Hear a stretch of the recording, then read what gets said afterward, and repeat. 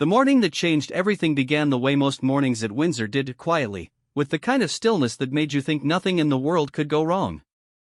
Fog sat low over the grounds, clinging to the hedges like it had nowhere better to be. The gravel paths were damp. The flags were barely moving. And Royal Guard James Whitfield stood at his post near the East Wing entrance the way he always did, straight-backed, eyes forward, breathing slow and measured the way they train you to breathe when they want you to look like you feel nothing. James had been posted at Windsor for 3 years. He had seen things in those 3 years. Not dramatic things, not the kind of things you read about in tabloids. Smaller things. The way Prince William sometimes stood alone in the corridor near the portrait gallery and just looked at the painting of Diana for a long time without moving. The way the younger staff walked faster when certain names were mentioned in passing. The way silence in a royal household is never really silence, it is something with weight and texture, and, once you learn to read it, you cannot stop. He was good at his job because he understood that the most important thing a guard can do is become invisible. Not absent. Invisible. You are there and you are not there. You see everything and you are seen by no one. That is the whole art of it. It was a Tuesday. He remembered that specifically because Tuesdays were when the household schedule shifted slightly, when certain staff rotated and certain rooms that were usually occupied sat empty for an hour or two between the morning routine and the afternoon engagements. Tuesdays had a particular quality to them at Windsor. Looser. Like the whole place exhaled a little.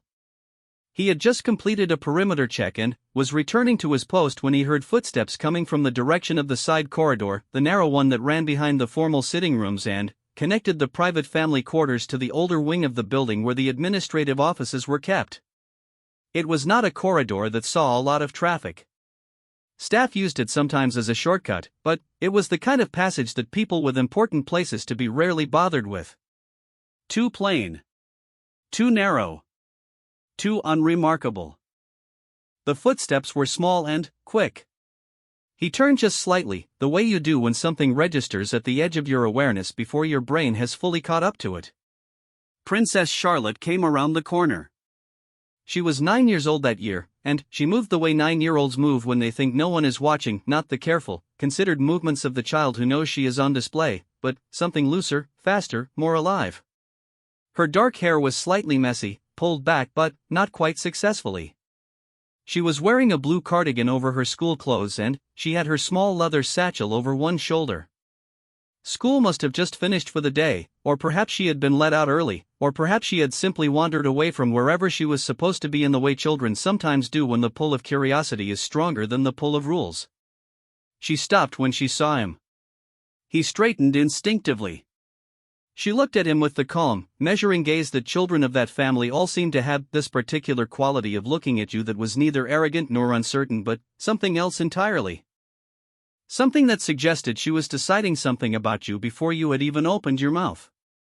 "You're the one who's usually near the east entrance," she said. Not a question. "Yes, Your Royal Highness," he said. She nodded like he had confirmed something she already knew. Then, she looked back the way she had come, and the expression on her face shifted just slightly. Something moved behind her eyes that was too complicated for a child's face, not fear exactly, but something adjacent to it. Alertness. Calculation. "Did anyone follow me?" she asked. He kept his expression neutral. "Not that I observed, ma'am." She seemed to accept this. She looked at him again, this time more carefully, and then she did something that he would think about for a long time afterward. She reached into her satchel and pulled out a small folded piece of paper and held it out toward him with both hands, the way children present things they consider important, with the full weight of their seriousness behind the gesture. "I need you to keep this," she said. "Not give it to anyone. Just keep it." James looked at the paper. His training said 100 things at once. His instincts said something else. He took it. She watched him put it in his breast pocket. Then, she nodded once, as if a decision had been finalized, and walked away down the corridor without looking back. He watched her go small and quick and carrying something in the set of her shoulders that had no business being there on a 9-year-old. He did not open the paper that day. He told himself it was professionalism. Protocol. You do not read documents entrusted to you without understanding the context first. But that was only part of it. The other part was something harder to name, a sense that once he read it, he would be standing in a different place than he was standing now, and he was not yet ready for that. The household moved around him for the rest of the day the way it always did. Schedules were kept. Staff changed shifts. Cars moved up and down the long drive. The fog burned off around midday and the afternoon turned clear and cold, the kind of cold that made the trees look like they had been cut from metal. Everything looked normal. Everything proceeded. But James noticed things. He noticed that Camilla's personal assistant, a woman named Louise Hartley, efficient and impeccably dressed and always in motion, made 2 trips down the corridor that Charlotte had come from that afternoon. Not 1. 2. And, on the second trip, she stopped outside the door to one of the smaller administrative rooms and stood there for a moment, and, though she did not look in his direction, there was something deliberate about the way she stood. Like she was listening for something. He noticed that one of the senior housekeeping staff, a man named Gregory who had been at Windsor longer than almost anyone else on the domestic team, was not at his usual station during the afternoon hour. When James mentioned this in passing to another guard during the rotation handover, the other guard shrugged and said he had seen Gregory heading toward the Queen's private sitting room earlier, which was unusual because Gregory's department had no reason to be in that section of the building at that time of day. Small things. Things that might be nothing. James had learned long ago that the things that might be nothing were often the things that mattered most. That night, alone in his quarters in the staff accommodation block, he sat on the edge of his bed for a long time with the folded paper in his hand. The room was quiet. He could hear the wind moving outside, and, somewhere distant, the low sound of a television in someone else's room. He thought about Charlotte's face in the corridor, the calculation in it, the careful seriousness, the way she had held out the paper with both hands like it was something precious and, also something she needed to no longer be holding. He unfolded it. The paper was from a notebook, the kind with small squares printed on it. The handwriting was a child's handwriting, but it was not careless, it was deliberate, the letters formed slowly and with concentration. There were maybe 6 lines on the page. He read them once. Then, he read them again. He sat there for a while after that, not moving. What Charlotte had written was not a dramatic declaration. It was not accusations spelled out in the straightforward language of adult confrontation. It was something more interesting and, in some ways more unsettling than that. It was the record of a child who had been paying attention. Who had been in rooms she was not expected to pay attention in. Who had understood something that she had been in a room to witness without being meant to witness it. The lines described a conversation. The people in the conversation were not named directly. Children rarely name people directly when they are afraid of being wrong, but the context was clear enough. Camilla. Her private secretary. A plan involving documentation. Something about what the children would and would not be told. Something about timing, about waiting until a particular moment when certain people would be occupied elsewhere and certain things could be moved or changed or settled without interference. The last line on the page was the one that James returned to 3 times. It said, in the small careful squares of Charlotte's handwriting, she said it was for their own good, but her face didn't match. He folded the paper and held it in both hands and thought about what it meant to be a 9-year-old who understood that a face not matching words was a thing worth writing down. He thought about protocol. He thought about his oath. He thought about the chain of command and what it meant to operate within it and what it meant when the thing you had witnessed, or in this case, been handed evidence of, existed inside the chain rather than outside it. He did not sleep well. In the morning, he went back to his post and stood there straight-backed and measured the way they trained you to stand, and he watched the household move through its Tuesday morning rhythms, and he thought about Charlotte walking down that corridor with something too heavy in the set of her shoulders. There is a particular kind of courage, he understood, that does not look like courage from the outside. It does not announce itself. It does not require an audience. It is the courage of a child who has understood something difficult and has decided, very quietly, to do something about it in the only way available to her, which is to find one person she has decided she can trust and put a piece of paper in his hands with both of hers, and then walk away without looking back. He decided that the least he could do was be worthy of that trust. The question was what worthy looked like in this particular situation, in this particular house, with these particular people, where the rules of ordinary loyalty and ordinary intervention did not straightforwardly apply, where every action had consequence and every consequence radiated outward in ways that were difficult to predict and impossible to fully control. He started paying closer attention to Louise Hartley. Not obviously. Not in any way that could be observed or remarked on. But he began to note, systematically and without visible effort, the pattern of her movements through the building when she arrived, where she went, who she spoke with, how long she stayed in places that were not her obvious destination. He did this the way he did everything, quietly, without drawing attention to the fact that he was doing it at all. And, after 4 days of this, a pattern emerged. Louise Hartley, on 3 of those 4 days, had gone to the same small administrative room in the side corridor, the room that Charlotte had come from before she turned the corner and ran into James. She had gone there in the middle of the afternoon, during the window when foot traffic in that part of the building was lowest. She had stayed between 8 and 12 minutes each time. She had left without anything visible in her hands, which meant either nothing had been exchanged or whatever had been exchanged was small enough to pocket. On the 4th day, she went to the room and someone was already inside. James did not see who it was. He heard the door open and close and then open again, and he caught, at the very edge of his field of vision, the briefest suggestion of a second person's movement before the door settled shut again and the corridor was empty. He stayed at his post. He thought about Charlotte's face. He thought about the last line on the paper. She said it was for their own good, but her face didn't match and he understood, standing in the quiet corridor of Windsor Castle with his hands at his sides and his expression giving nothing away, that he was now at the center of something that had no clean edges and no obvious path through it, and that the next move he made would matter more than almost any move he had made in 3 years of standing invisible in rooms where things happened. The fog had come back that morning.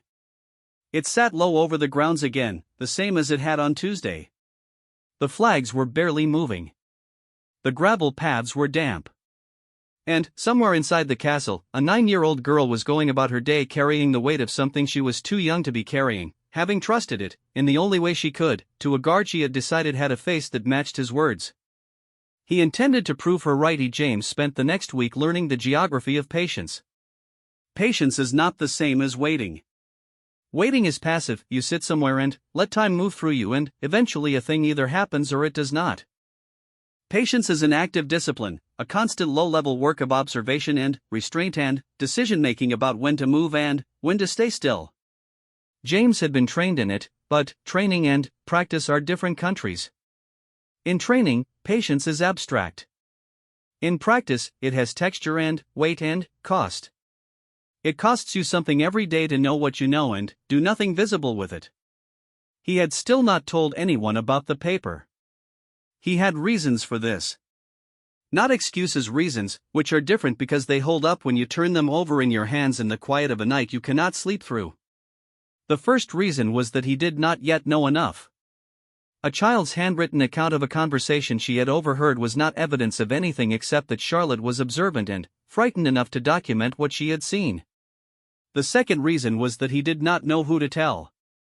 The chain of command at Windsor was not compromised. He had no reason to believe that, but a chain is only as trustworthy as its links, and he did not know which links in this particular chain were close to people close to Camilla.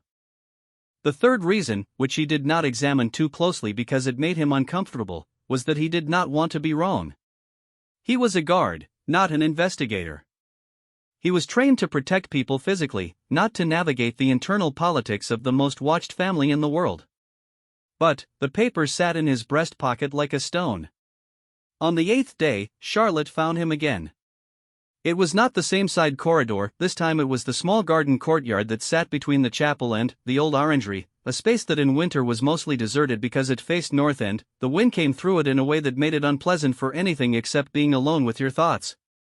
Charlotte was sitting on the stone bench along the east wall with her school bag beside her and a book open on her knees, but she was not reading. She was watching a bird on the far wall with the concentrated attention that children deploy when they are actually thinking about something else entirely. James had come through the courtyard as part of his late afternoon perimeter rotation. He almost kept walking. Protocol said keep walking. But Charlotte looked up before he had fully decided, and her eyes found his with the same measuring quality as before, and he stopped. "Did you read it?" she asked. "Yes," he said. She looked back at the bird for a moment. "Did you understand it?" He considered this question seriously, which he suspected was what she needed, not reassurance, but seriousness. "I understood most of it," he said. "Can I ask you something?" She nodded. "When you wrote about the conversation you heard, how long before you wrote it down did it happen?" She pulled at the edge of her book cover without looking at it. "The same night," she said. "I wrote it the same night so I wouldn't get things wrong." He felt something shift in his chest at that. The same night. She had lain in bed in this enormous old house, in a room that was perfectly safe and perfectly monitored and perfectly maintained, and she had taken out her notebook and written down what she had heard with the small careful letters of her 9-year-old handwriting because she had understood, with a clarity that most adults would have argued themselves out of, that getting things right mattered and that time would erode the precision of what she had witnessed if she let it. "You were right to do that," he said. She looked at him.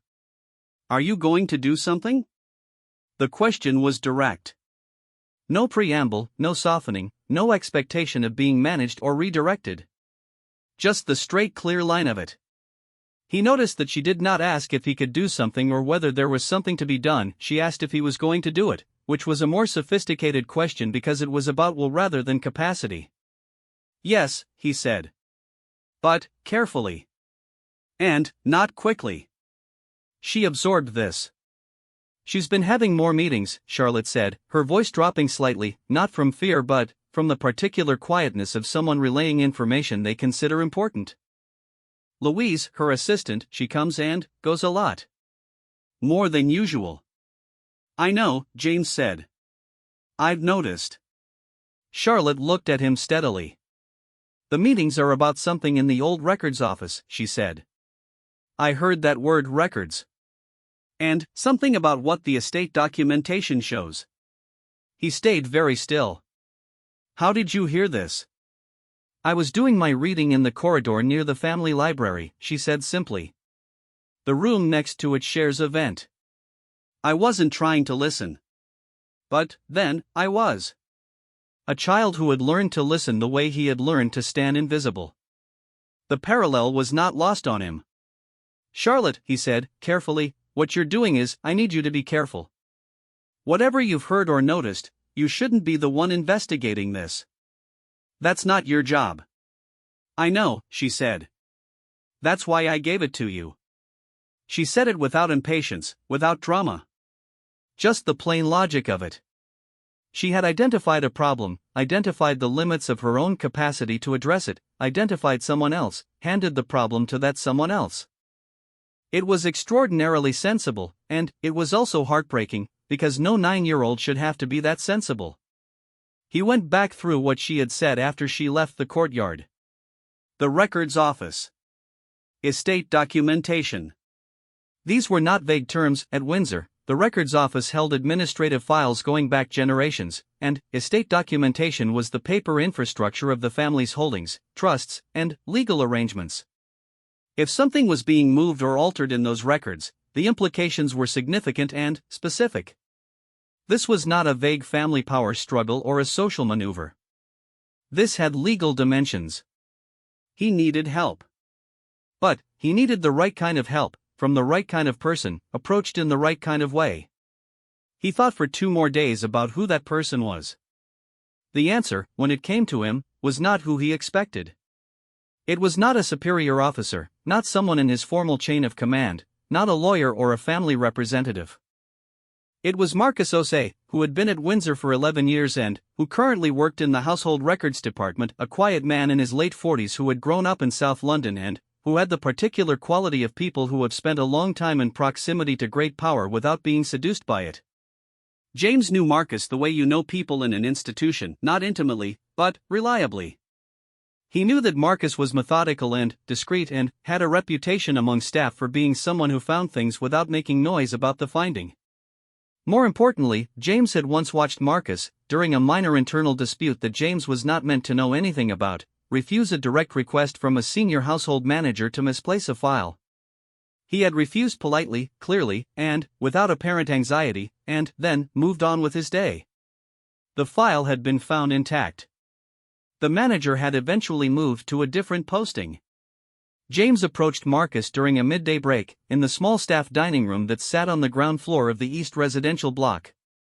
He sat across from him and said nothing for a moment, and Marcus, who was eating a sandwich and reading something on his phone, looked up and seemed to understand from the fact of James sitting there that something was being begun. "I need to ask you something," James said, "and I need you to not answer immediately." Marcus put his phone down. "All right.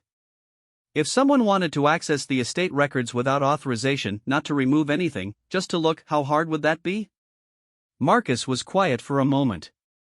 He looked at James with the kind of look that is taking a measure rather than processing an answer. "That's a specific question," he said. "Yes." "Why are you asking it?" "Because I think it's already been done," James said. "And I think I need to know what was in there before the access happened." Marcus ate the last piece of his sandwich. He folded the wrapper. He looked at the table for a moment and then back at James. "The records department keeps access logs," he said. "Digitally since 2019. Before that, paper. If someone went in there, there's a record of it unless someone went to the trouble of deleting the log entry, which is a secondary action that would itself leave a trace." "Can you look at the log?" "I can look at the log," Marcus said. "I look at it as part of my job. If I happen to notice something unusual in the course of that, I would be obligated to flag it through the appropriate channels." "What if the appropriate channels are part of the problem?" Marcus was quiet again. This was a longer quiet than the last one. James respected it. It was the quiet of a man who was taking the full weight of what had been said and deciding whether he was willing to carry part of it. "Then, the appropriate channel," Marcus said finally, "goes wider." He picked up his phone again and looked at it for a moment without reading it. "Give me a few days," he said. James nodded. He got up and left. He did not say thank you because it felt like the wrong note, and Marcus seemed like a man who would have agreed. 3 days passed. They were uneventful on the surface. James stood at his posts, completed his rotations, exchanged the usual word or two with colleagues, ate his meals, slept poorly. He watched Louise Hartley's movements, and he noticed that she had stopped going to the side corridor administrative room. Whether this meant the meetings were finished, or had moved somewhere else, or whether something in the arrangement had changed, he could not say. Charlotte he saw only twice in those 3 days, both times in passing, once in the main corridor near the family entrance, where she was with her mother and moving quickly in the purposeful way of people who were late for something, and once at a distance across the grounds in the late afternoon, walking with a member of the household staff toward the stables. Both times she saw him. Both times she gave nothing away in her expression. She simply looked at him for a fraction of a second longer than you look at someone you don't have an arrangement with, and then she looked away. She was extraordinary. He thought this with a kind of helpless admiration that had nothing sentimental in it, just the recognition of something remarkable in its context. She was 9 years old and she was managing an active secret with the discipline of someone twice her age, while attending lessons and going to the stables and walking down corridors with her mother, all of it arranged around the fact that she had decided to trust someone and was now waiting, steadily and without visible anxiety, to see if that trust would hold. On the 4th day, Marcus found him. He did not seek James out formally, he simply materialized at the east entrance at a time when the corridor was empty and the shift overlap meant there was a 20-minute window in which the foot traffic in that section dropped to almost nothing. He stood next to James and looked straight ahead, the way people stand when they are pretending to be doing nothing together. "There were 3 log entries," Marcus said quietly. "All in the past 6 weeks. All during overlap windows, the times when the records room is technically accessible but not staffed." "Who authorized the access?" "That's the thing," Marcus said. 2 of the 3 entries are under a staff authorization code that belongs to a member of Camilla's private office. Not Louise Hartley. Someone more senior. He paused. The 3rd entry has no authorization code at all. It was added to the log after the fact, manually, and the timestamp on the entry doesn't match the door access log, which is a separate system. James absorbed this. What was accessed? The files for the Children's Trust documentation, Marcus said. And the correspondence archive for the last 18 months. He said nothing for a moment. The wind moved outside. A door opened somewhere and, then, closed. What does someone do, James said carefully, when they're looking at those specific files? A few things, Marcus said. Research. Understanding the current structure. Looking for gaps or provisions that could be argued differently. He paused again. Or preparing to make an argument to a legal body about how certain things should be administered. Or by whom? The last line of Charlotte's note came back to James with the force of something that had been waiting its turn. She said it was for their own good, but her face didn't match. A 9-year-old had heard that phrase and understood, without the vocabulary for what she was hearing, that someone was constructing a justification for something that did not require justification if it were genuinely benevolent. You do not justify the things you do that are plainly good. You justify the things that need a story built around them. I need to think, James said. So do I, said Marcus.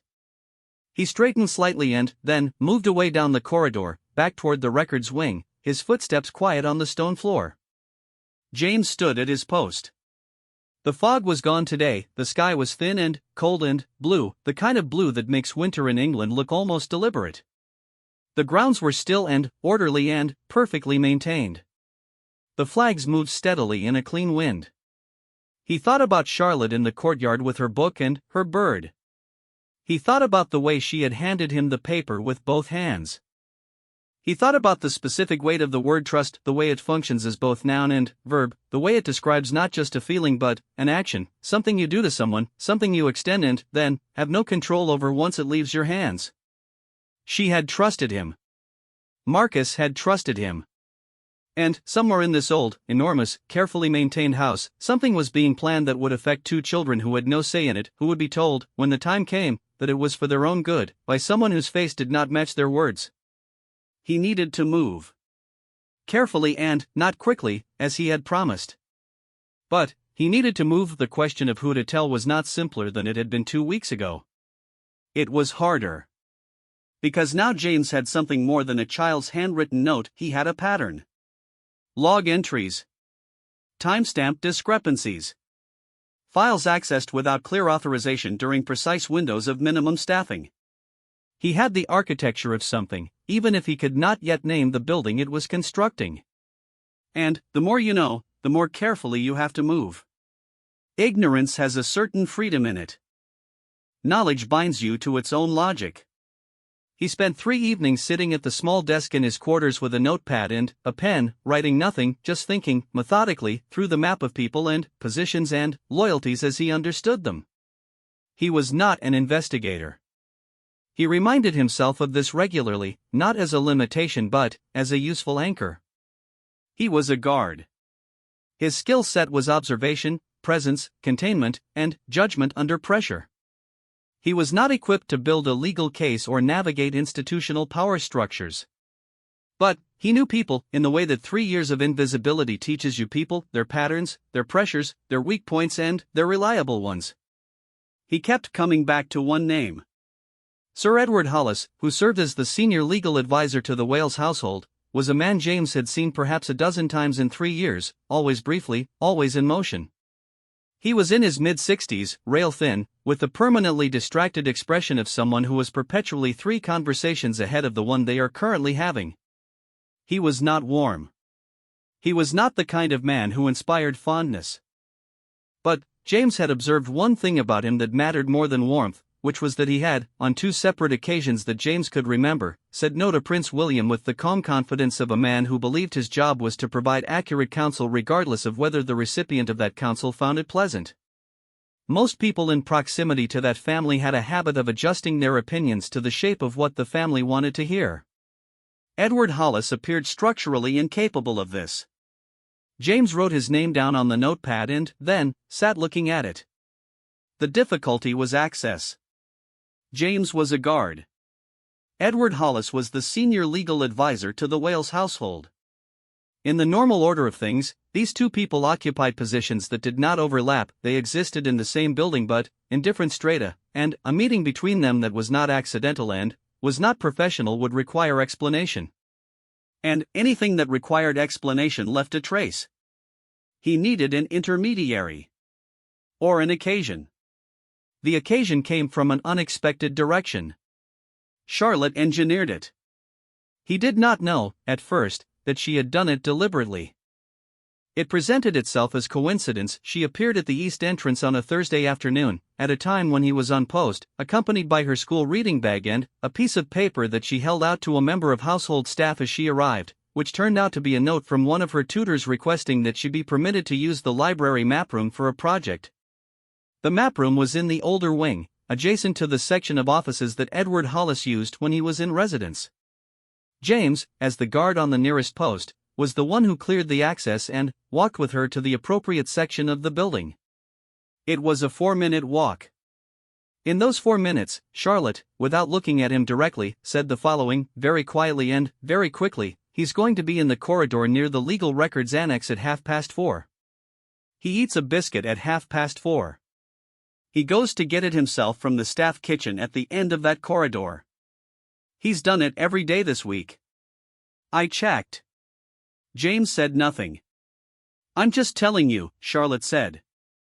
Then, she walked into the map room and shut the door, and that was that. She had been watching Hollis the way James had been watching Louise Hartley.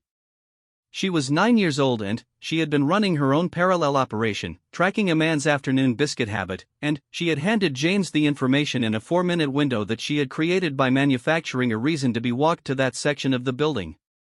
He stood outside the map room for a moment after the door closed, and he thought that if Charlotte had been born into a different family in a different century, she would have been a general or an intelligence operative or something else that required the particular combination of patience and precision and clear-eyed pragmatism that she had clearly developed either by nature or by necessity, and probably by both. At 4:25, he adjusted his route.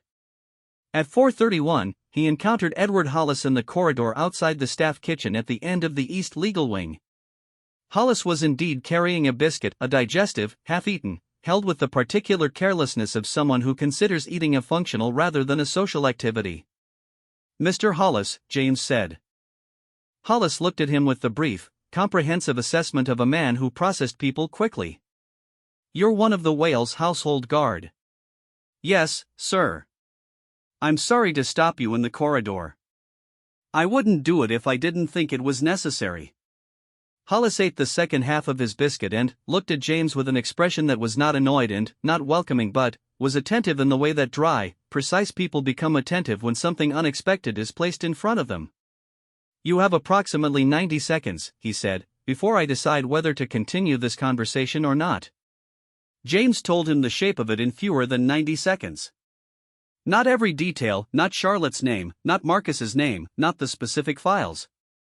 Just the architecture, unauthorized access to estate documentation, timestamp irregularities in 2 separate logging systems, a pattern of meetings in an untrafficked area of the building, a source he could not yet name. Hollis listened. His face did not change. When James finished, he was quiet for 3 seconds. 4. "Why are you bringing this to me?" he asked. "Because I've watched you tell the truth when it wasn't convenient," James said. "And because this needs someone who understands the legal dimensions and isn't going to quietly put it somewhere it will disappear." Another pause. Longer this time. Hollis looked down the corridor in both directions, not nervously but with the methodical quality of a man consulting his options. "The access logs you're describing," he said. "Have they been interfered with?" "One of them appears to have been added retroactively," James said. "The timestamps don't align between systems."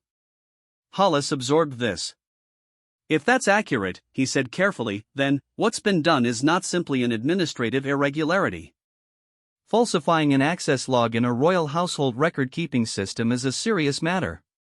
He looked at James directly. I'll need to verify this independently. I won't act on a verbal account from a guard I've never spoken to. I'd expect nothing else, James said. Give me 4 days, Hollis said. He turned and walked back toward the legal annex without another word. James returned to his post. He stood there straight-backed and measured and gave nothing away to any of the 3 people who passed him in the next hour, and he thought about Charlotte in the map room with her geography project, and he thought about what it means to do the right thing when you cannot see where the path ends from where you are standing. 4 days, as it turned out, was not what it took.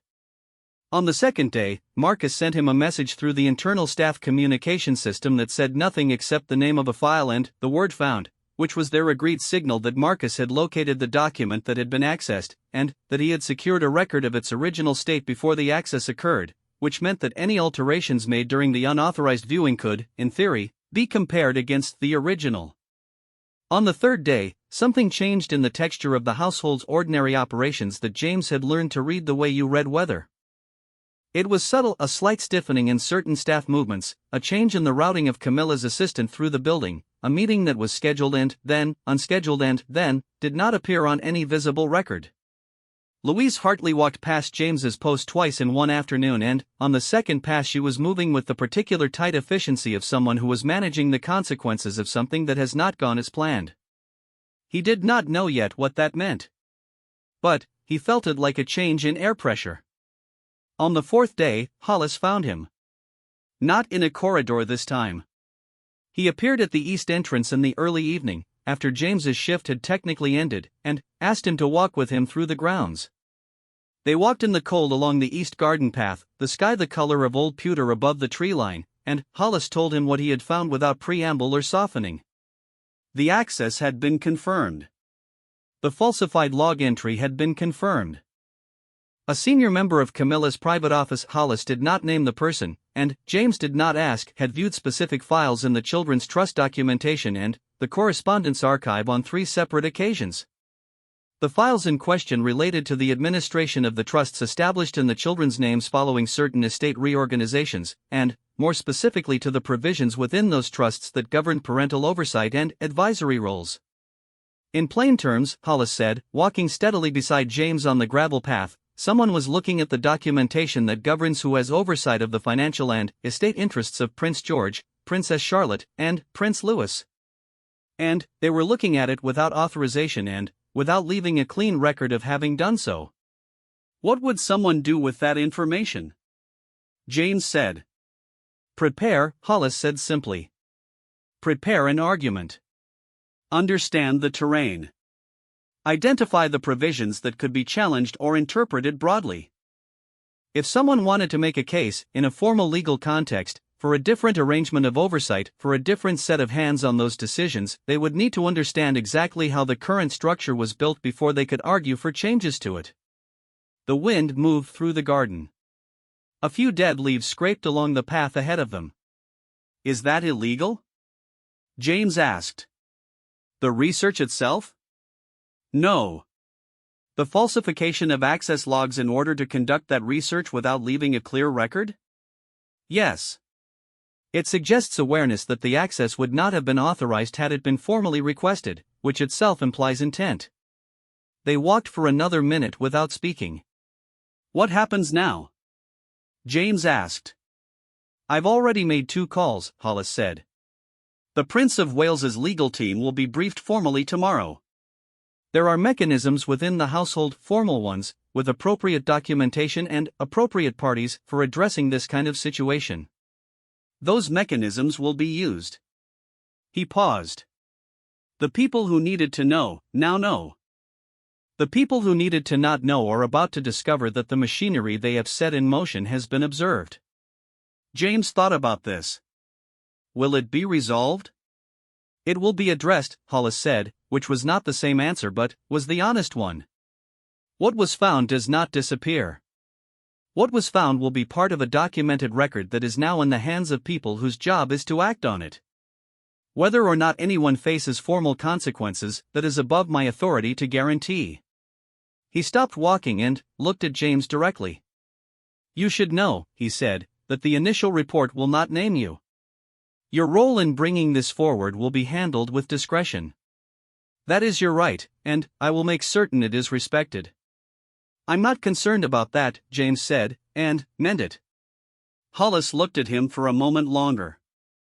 "How did you come to know about this?" he said. "You're a guard. This is not in your operational area." "No," James said. "It isn't." Hollis waited, and, when James said nothing more, the older man nodded with the minimal acknowledgement of someone who has understood that they will not be receiving the full answer and has decided to accept the portion they have been given. "I see," he said. He turned and began walking back toward the house. James stood for a moment longer in the cold garden, looking at the tree line and the pewter sky and the lights coming on in the castle windows one by one as the evening settled in. He thought about a piece of paper folded in a breast pocket. He thought about small careful letters in notebook squares. He thought about a face that did not match words, and a 9-year-old who had been paying enough attention to notice. He had promised Charlotte that he would do something. Carefully and not quickly. He had done it. He did not know how the rest of the story would unfold. These things rarely resolve with the satisfying completeness of a scene that ends well. The machinery was in motion now, but machinery takes time, and the people who had been moving in shadow would not simply stop. They would adjust. Recalibrate. Find the new shape of what was available to them. Power did not capitulate because it had been noticed, it adapted. But it had been noticed. And the record of its being noticed now existed in the hands of people who could not be easily dismissed or redirected or managed. That mattered. It was not everything, but it mattered. He walked back toward the east entrance and resumed his post, and the castle settled around him into its evening order, lamps lit, curtains drawn, the sound of dinner service beginning somewhere in the interior, staff moving through their routines with the quiet efficiency of a place that runs on generations of practice. Nothing looked different from the outside. From the outside, it never did.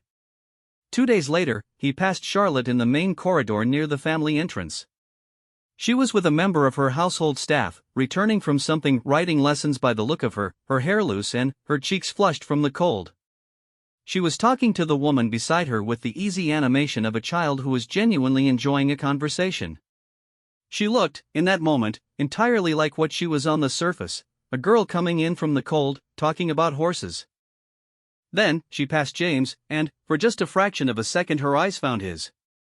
He gave a very small nod.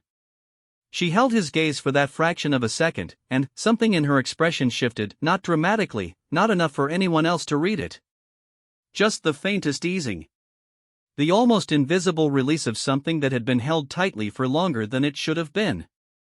Then, she looked away and kept walking and kept talking, and her voice did not waver, and her step did not change, and she disappeared around the corner at the end of the corridor with her hair loose and her cheeks still flushed, and James stood at his post and watched her go. He thought about what it meant to be 9 years old and to have understood, without the language for it, that something was happening around you that required you to act, not to wait for an adult to notice, not to trust that the systems in place would function without help, but to look clearly at what you had witnessed, write it down before it could blur, find the right person, and put it in their hands with both of yours, and then wait. She had done all of that. She had done it without being asked to and without having a model for it and without knowing, when she did it, whether it would matter. It had mattered. Not in a way that had resolved everything cleanly. Not in a way that would make the evening news or be confirmed by anyone or find its way into any official account of anything. But, in the particular way that quiet things matter, the way that one person deciding to tell the truth changes the shape of the silence around a lie, the way that a paper in a pocket becomes a conversation in a corridor, becomes a record in a drawer, becomes a set of facts that cannot be unmade. James Whitfield stood at his post as the evening settled into Windsor. He stood straight-backed and measured, eyes forward, breathing slow. The flags moved in the clean dark wind. The lights were on in all the windows. The gravel paths were damp and quiet. Somewhere in the castle, a 9-year-old girl who had understood something difficult had let go of the weight of it, just slightly, in the space of a fraction of a second in a corridor. That was enough. That was, for now, entirely enough.